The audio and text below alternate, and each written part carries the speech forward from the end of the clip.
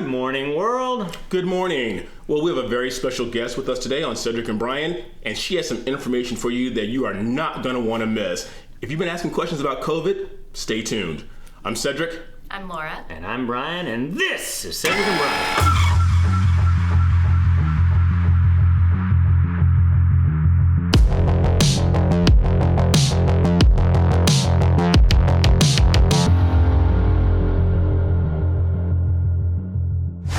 All right, welcome back, everyone. As you can see, we have a very special guest with us today. Much better looking than Brian or I. Definitely much better looking than Brian. That's not hard to do.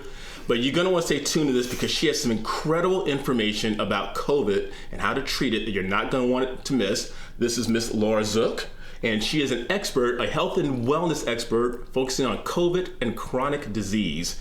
And she's going to be sharing with us a little bit today. Yeah.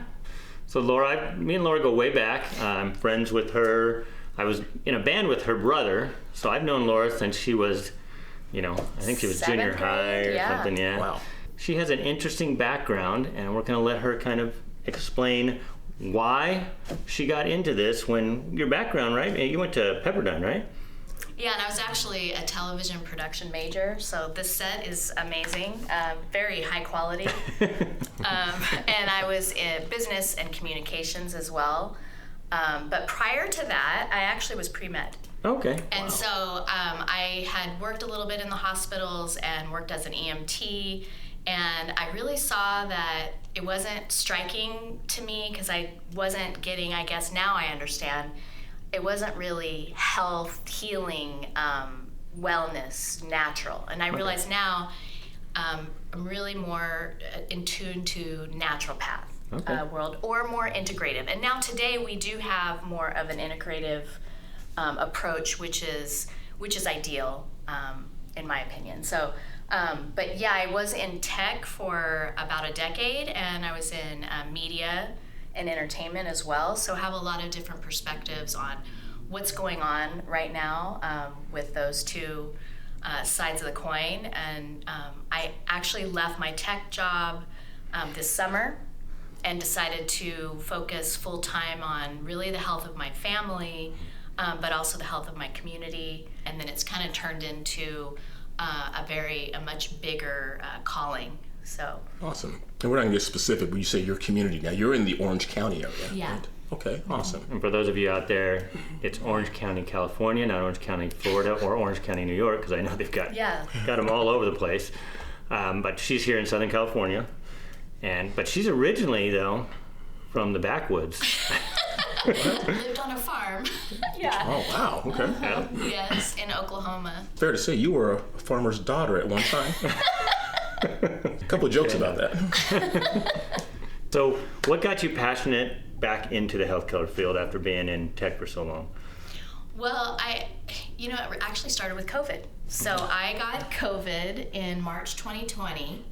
And at that time, there were really no tests. There wasn't a vaccine. There wasn't any treatment protocol. There was nothing except for wait until you go to the hospital. And really, in my view, the last thing I wanted to do is go to the hospital. No one wants to go to the hospital. So as any flu or cold, I'm always trying to hack my way into shortening the duration as soon as possible, shortening the severity. So I started throwing things at it like, natural antibiotics like garlic. Yes. And lots of different teas. And then I actually dusted off an electrotherapy machine, worked on that. And then I just basically learned a lot just to get rid of my own COVID. And after that, I started feverishly researching everything I could get my hands on. And did you see, we did an episode with Dr. Barkin. You're familiar with Dr. Barkin, Yes. right? So Yes. we did way back at the beginning of the pandemic. Yes. An episode with Dr. Barkin. Yeah. So. He's fabulous. Okay. I know Dr. Barkey, and he has a really good approach that's, common sense approach. Everyone is different. It depends on where their body is coming from, but there's so many things that stay the same, which is boosting your immune system, getting rid of the inflammation, getting rid of the viral load. So there's the same with everyone. Some are going to get through it really quickly, and some are going to really struggle. Right. obviously you don't want to see anyone that you love go into the hospital or ICU, etc. So I've been able to really help others, not from a treatment standpoint, but from more of a research standpoint of, empowering them with information. The FLCCC has a wonderful protocol. Yeah, we've talked about that because that's what my family did when we got it. Yes. And I think I even contacted you during that time and you helped me out with that. So yeah, the Mass Plus protocol, there's a few of them out there, but that one seems to be the most straightforward and the easiest one. And you're hearing consistency around the high dose of vitamin C, higher dose of vitamin D, quercetin plus zinc. You're hearing that across the board, but there's some other things that are really a little bit more obscure that are new to us, like quercetin is newer probably to you, but black seed oil. Black seed oil. Yeah, there's that black cumin seed, right? Yeah. Yeah. Yeah, and you can get it either way. Okay, because we took that too when we had it. Yeah, and do you remember the taste of that? Well, I didn't do the oil, but yeah, you could taste it coming back up because it was an oil capsule, and so you'd eat it, and then all of a sudden you're burping this stuff up, and you're just like, what the heck? Yeah, but it will get rid of your cough pretty good. Yeah, whatever. Like I said, we kind of did like the Joe Rogan. We hit it with the kitchen sink. Yes. And then we did the monoclonal antibodies. And as we said in another episode, the only day I was sick is after I did that because I think my body was just reacting to it. And I got nauseous and I got a fever. But then that night, everything broke. Yeah, you're lucky. That's really good. Yeah. So you're saying you left your career in March of 2020? No, I just this summer. Just this summer. Okay. Yeah. And now you full bore into this now? Yeah, full bore, full time helping others with, this is more of an acute illness, but I also really focus on chronic illness. So like pain type chronic pain illnesses like fibromyalgia, Lyme's disease, that sort of thing, and helping reverse pain and inflammation. Can you quickly take us through the steps? You said that you caught COVID yourself and you self-treated yourself. And you may have already did it, but like more specific, can you take the steps really quickly what you did exactly? You took this, then you took this, then you took this. Well, I think when you originally got it was before the whole LCCC, Right. Yeah, so right? I think I grabbed emergency because I knew I needed to have zinc and C. And I wouldn't actually follow what I did per se, but I would follow the FCC now and the Mass Plus depending on your symptoms. She didn't mean FCC, she meant FLCCC, not the FCC. We don't care about the FCC. We got it. Obviously 68 words. We can't. Yes, that's right. Well, let's take it personal because, like I said, my friend Mike, as her brother, he had a much harder. He was harder hit by this, and so luckily he had Laura in his corner, and that's when you really got to put your stuff. That's really where I got very deeply involved in it because what we saw with my brother was that he did not do anything. He waited too long, Mike. Naughty. So 7 days, he really just thought he had a cold. And it's very normal. There's a lot of people that just think they have a flu or a cold and it'll go away. And especially you men don't really get in there and treat it. Sexist. Yeah. So I called him thankfully and I said, I don't think you really sound very good. You need to check that out. And then we had some medicine and vitamins and everything to him a couple days later. That was Wednesday. And by Saturday, he was in the hospital with the need for 60% oxygen. Yeah, his pulse ox was. I remember you telling me that. Yeah. And so he really deteriorated very fast because he had an underlying condition that he didn't really know. So some of us, the underlying conditions are real. So we know the comorbidities is huge, and even the CDC has now admitted it finally. That most of the people that die from it have at least 4 comorbidities. Yes. So, and Mike had a couple. Yes, and he had the pre-diabetes. Now he's battling having actual diabetes from some of the medications in the hospital. But they were necessary. The steroids were necessary. But what we found is avoiding some drugs that may not be effective at his stage. And then also asking for other treatments that are not really part of the hospital protocol. Yeah. So because we kept him off remdesivir. Yeah. Why? Because that's been showing now that that's just not a good treatment protocol, especially when you're already down where Mike was at needing all that oxygen. And his doctor, we talked about, it was cool with him bringing in the ivermectin. Yeah, so we were really, really blessed because his wife said, hey, he has a prescription of hydroxy and ivermectin. Can he just continue that? And the doctor said, well, it's not our protocol, but if he has it in his toiletries, we don't know about it. Yeah. So if it's smuggled in a bag, they won't say anything. Which is sad that you have to do that when it's something that the frontline doctors have been using successfully, and yet all these modern hospitals are still pushing the old stuff. Well, I do want to ask why that is. And to me, it just looks like fiscal. So remdesivir, $50,000, I believe, is the treatment. And then $10. And then I think the ivermectin is $50 each time we filled it twice, so about $150. Oh. And he did come out with needing 2 to 4 liters of oxygen, and then by the next week he was completely done. He was in the hospital for 9 days. But he never had to go on a ventilator. No. Yeah. No. He just needed the nasal Did oxygen. they suggest putting him on the ventilator? Because, and I'm switching gears here a little bit, is it, and if you know the answer and you can't speak on it, that's okay. Is it true that hospitals get X amount of dollars for putting patients on the ventilator? So they will get an insurance payment for that service. You said it so much nicer than I did. Uh-huh. I don't know if he ever got to that point, though, did he? No, they he never. did not. He didn't. So I Thank do goodness. think the vitamin C high dose we did start to see his CRP number was at 18. It's supposed to be at below 1. Okay. And we watched it go from 18 to 9 to 3 to over the days. He had high dose of vitamin C for 3 days. Okay. And thankfully, the hospital was amazing. They worked with us and partnered with us and allowed for that treatment protocol. Like I mentioned, it is in the National Institute of Health. Happy to give you guys the link to it. We'll put all of her links at the end in the description. Yeah. And well, because it was for 2 parts. First, it's for the severity of COVID, and it should be looked at as something to help with all of the other medications and the inflammation and the viral load.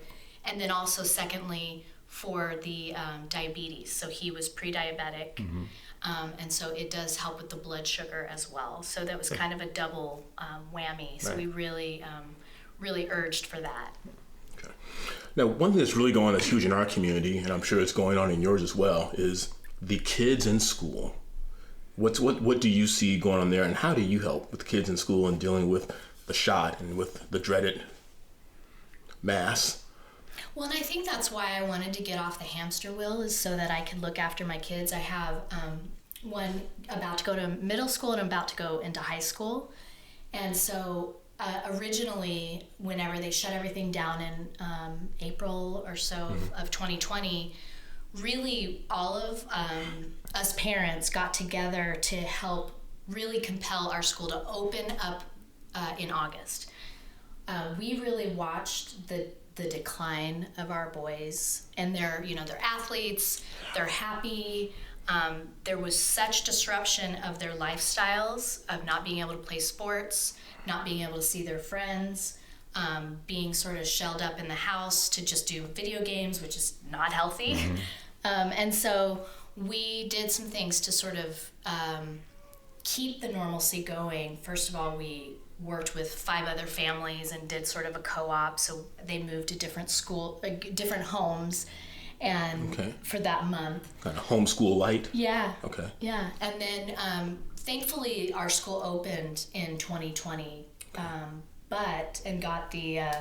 Now don't tell me the name, public or private? It's private. Okay. So that is different. Yeah. And so, but they needed to wear masks. And then I noticed what the masks were doing to my boys.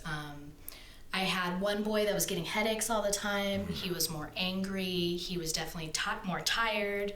I had another boy that was a little bit more withdrawn, seemed to be more depressed. And how old are your boys? 14 and 12. Okay.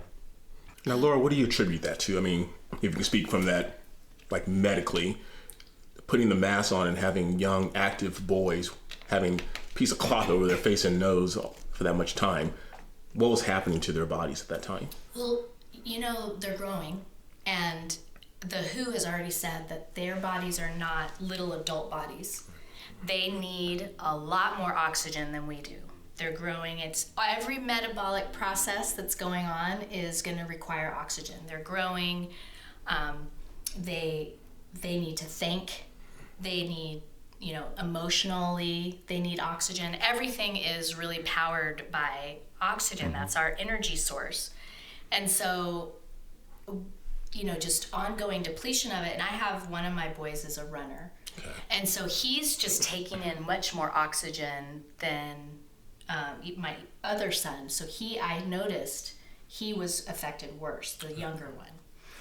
But they're also rebreathing in that carbon dioxide that we're trying to expel and detoxify out of our system. Right. So I knew from day one, this doesn't make sense. A lot of the other moms and friends didn't like it either. And so we really formed a group and started sharing research with each other on. And one mom sent over an amazing study. It was a meta-analysis done and released in April of 2021. And I raked through all of that, and once it really was crystal clear that the mask did not give any benefit, but it absolutely had a detriment to children emotionally and physiologically. So then we went to our school board and asked them, we really need to reassess this policy. I mean, how much longer do we need? Right. We are getting sick with the masks on. By now, if masks work, we would see a difference, right. And we're not seeing a difference. No. We're seeing a detriment. Tie that in with the fact that kids under 18 literally deal with COVID pretty well. Yeah. I mean, the statistics show. I mean, I think there's even statistics now, and I know we'll get into the vaccine in a minute, that up to a certain age, the vaccine's worse than actual COVID for kids. Yes. So. Well, now the data is coming out. We needed time to have the data to come out, but the teachers were worried about the kids getting them sick. And then what we did was we were like a little bit of a micro data center because we were in school that full year, right. And the teachers weren't getting sick. Right. And then on top of it, I started, I lead a task force for a COVID response team voluntarily at our school, so that we can support the teachers. If they get sick, we are there to support them. So we provide them with, helping offset costs for any of the things they need to buy, supplies, nebulizers, vitamins, that sort of thing. And we, bring them care packages. So we're responding in every way we can, but we want the masks off the kids so they can breathe. Well, and now the idiocy of all of it anyways is the teachers saying they're afraid. They can stand back behind a plexiglass, they can wear masks, anything they want, but you see those same teachers, they're going to the grocery store, standing this close to people. They're getting on flights and going places. So the whole thing, I mean, we always talk about hypocrisy, and I know the teachers union, especially in California, are so ridiculous that it just, none of it makes sense. And luckily, we're seeing the mask come off of this whole charade. Yeah, the truth is going to come out, for sure. And that's why we wanted to bring Laura on, because I know a lot of you out there still have kids in school and you're still dealing with this BS. Well, there's a Danish study that I felt like that should have put everything to rest. They had a huge amount of people in this study, the largest of its kind, 6,000 people. 3,000 just did social distancing. The other 3,000 wore masks and did social distancing. And do you know what the difference between COVID infection was between the two groups? No. 0.03%. It was statistically zero, not significant. Yeah, right. So this was a study that we brought to the attention of our school board to review so that they could be empowered, because they're being told by the California Department of Health and Services. These are also things that we then brought up. I'm now going to the Orange County Board of Supervisors meetings. I don't want to go to those meetings, but we need to go to those meetings. Right. That was my next question. I was going to say, do you felt that your voice was more heard because you went to a private school, and so the school board was you had their ear more than if you were in a public institution? I do think that because of the fiscal arrangement, it helps us have a little bit more say because their funding comes from the parents. Right. And then the funding comes from, obviously, government for the public schools. So that does make it, but the laws are still on our side. Right. We, as the parents, we should be the ones deciding whether our kids need to be in masks or not. If you want to wear a mask, wear a mask. Right. Right. That's nothing that we ever were against. If everyone should have a right to decide, and if you read the studies and you don't feel that it's compelling enough for you and it actually harms your child, you should be able to remove the mask, especially for athletes. Right. I guess that was my perspective. But as a parent, you're a domestic terrorist, so. Right. I never thought I would end up being a domestic terrorist. According to the FBI. Right. So you talked about the mask a lot and how 0.00000 the one's effectiveness. And you also run a special group called the Unity Project. No, I do not. I'm just part of the Unity Project. It is an amazing group formed in California. It has Dr. McCullough. Okay. Peter. Oh, great. Yes. If they just Peter removed us McCullough. off YouTube, you mentioned McCullough's name. Oh, I know. Yeah, I'm just kidding. Oh, really? Get this video off What am I fast. It's going to be supposed to not shadow say? banned. Just say it. Just say it. We're used to it. We're kidding. Just go ahead and say it. Remember Joe Rogan, because he had Malone and McCullough. Whoop. Well, those are the two Yeah. people on. I know. They're part of the Unity Project. The beauty of the Unity Project is that it is Democrat, Republican. Huh? And they get along? Yeah, well, they're unified for kids. It's possible, ladies and gentlemen. It is possible. Maybe that's what the unity that Biden was talking about Right. at the beginning. Unity. Only for the kids, I guess. If you can't unify around protecting kids, I don't know what you can unify around. But certainly they're trying to get groups to form and make a bigger group, because instead of having all these individual groups, they're unifying so that they can then have more resources, more voice, and they are going up against all of the vaccine mandates for California. Okay. Awesome. And so we'll see this year how it shakes out, but I'm definitely I definitely support the Unity Project, and it's we'll put the website there because I'll put all the links again in the description. And so they're more. I mean, I know we're still dealing with masks, but they're focused on the vaccines, though, right? Also, yeah, because I almost, and this is just me.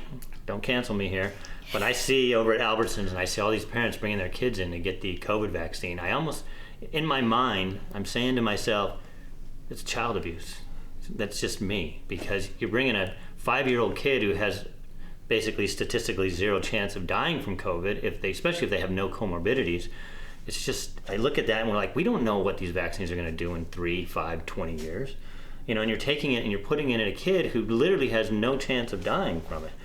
And then you're, probably because you're the paranoid parent, like we saw, the parent who stuck her kid in the trunk of a car because she was afraid to get COVID from her kid. Oh.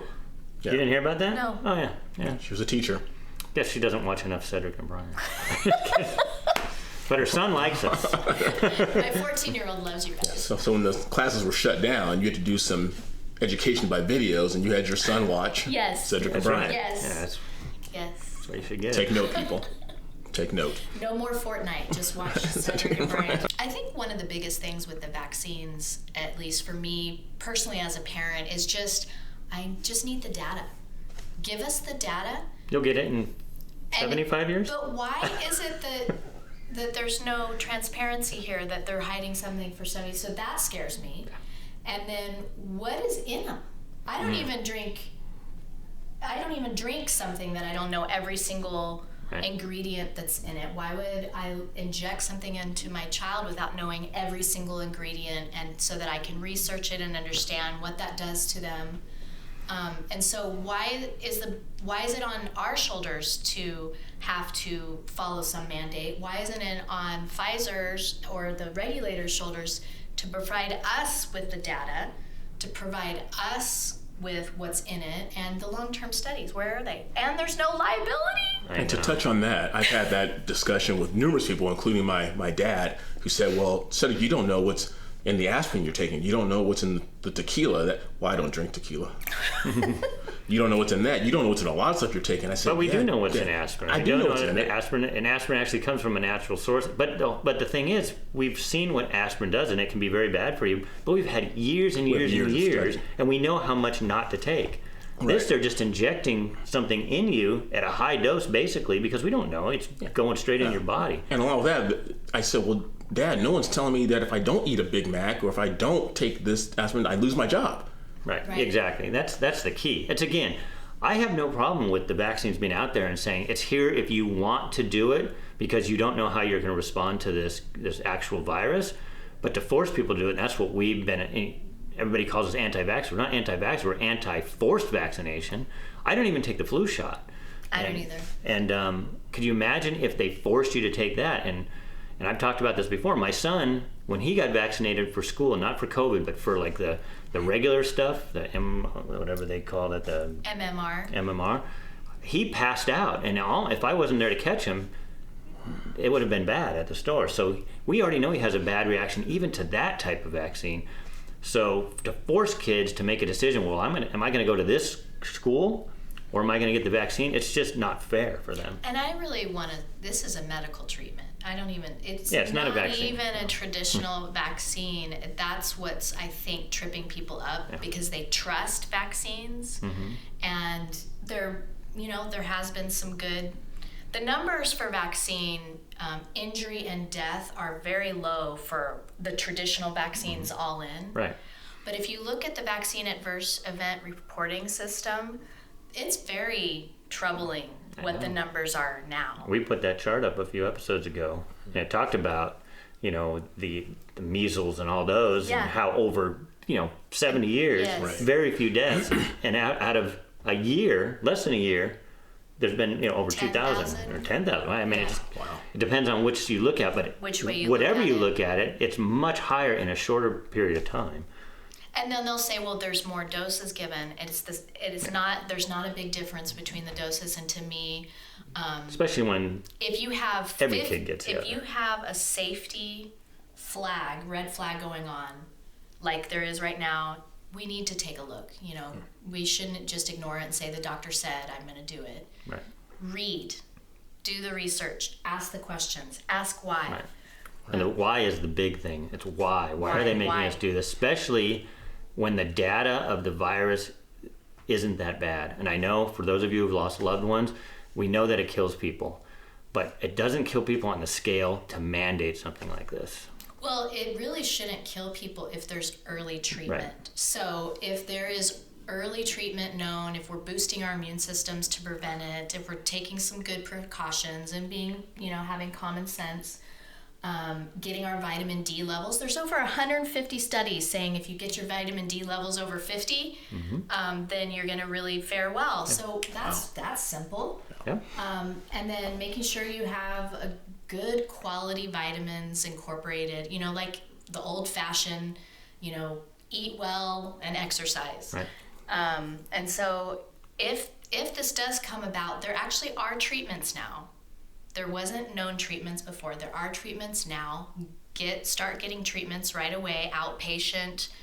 Don't wait. Right. And stay out of the hospital hopefully. But if you're in the hospital, also navigate that well.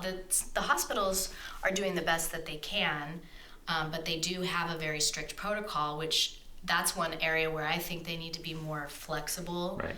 Because this is an ever evolving situation.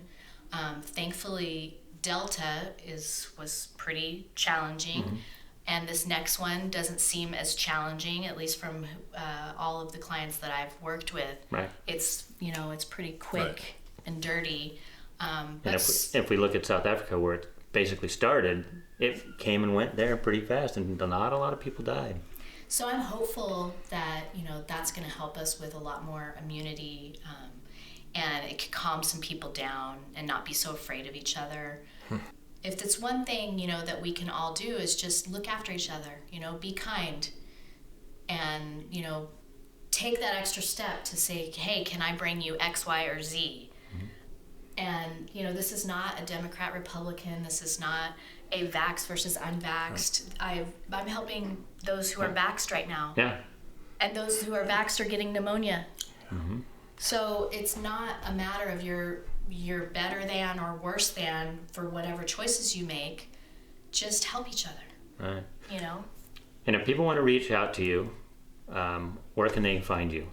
Well, they can just shoot me an email. Okay. Laura at Curawaves. Curawaves.com. Curawaves.com. Happy to chat. Yes. And so if people have questions or if they want to start a co-op with their school, or you'll kind of guide them through that process. I have templates that they can use, and then certainly just can point them in the right direction on ways that they can, get involved and help their kids navigate this. Awesome. I can't say any better, she said. It's not Republicans, not Democrats, not right, it's not left. It's about Do you want to do your us. wing thing again that you always do? No, because you hate when I do that. He does this airplane and right wing and left wing all on the same plane. He likes that one. Well, thanks, Laura. I appreciate you driving all the way out, from Orange County to the Inland Empire. Yeah, for those you don't know, it's like 35 miles, but it can take 2 hours sometimes. Luckily she's here on a weekend, so it's not too bad. Right. Awesome. Well, hope you guys enjoyed that. I'm saying this kind of tongue-in-cheek. Share this video with everyone you know, because we've experienced that sometimes our videos, when we talk about this type of stuff, they get stalled a little bit, and they get shadow banned. So should I say that word? Yeah, I said it. Anyway, Laura had some incredible information. I wish we had more time to spend with her, but she's a wealth of information. She gave you her contact information, Laura at curawaves.com. Reach out to her if you have any questions, because together we can get through this. Continue eating well, take your vitamins, get your vitamin D, get out and do some exercise, and all will be good. Remember to like, subscribe, ring that bell, and share our channel with everyone you know. And if not, no, it's bad enough when he does. Is it kind of like jazz hands? It's kind of, sort of, but not really. Wow, so many haters on this panel. And share this channel with everyone you know, but if not our channel, especially this video. Okay, and like Laura said, I can't say it any better, continue being good to each other. Until next time, I'm Cedric. I'm Laura. And I'm Brian. See you later.